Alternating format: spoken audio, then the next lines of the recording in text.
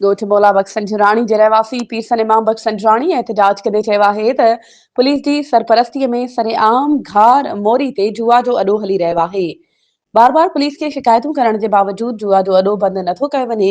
जुआ जे अॾे सबबि असांजो नौजवान नस्ल तबाह थी रहियो आहे। जुआ जो अॾो हलाईंदड़नि खे जुआ बंदि करण जो चऊं था त उहे मोतमार धमकियूं ॾियनि था या दड़का दाबा ॾेई रवानो करे छॾनि था। हुन वधीक चयो त मूं अहिड़ी शिकायत चूहड़ जमाली पुलिस खे लिखत में ॾिनी आहे। हुन जे बावजूद पुलिस को बि तहरुक वठण लाइ तयार नाहे। हुन IG Sindh DIG Hyderabad SSP सिरियावल खां मुतालबो कयो आहे त घार मोरी ते सरेआम हलंदड़ जुआ जो अॾो बंदि कराए असांजे नौजवान नस्ल खे तबाह थियण खां बचायो वञे। जुआ जो अॾो बंदि न थियण जी सूरत में सख़्तु एहतजाज कयो वेंदो। वधीक ख़बरुनि ऐं अपडेट्स जे लाइ असांजे चैनल खे सब्सक्राइब कयो ऐं हा बेल आइकन खे प्रेस करणु न विसारिजो त जीअं असांजी हर नई अचण वारी वीडियो तव्हां ताईं पहुचे।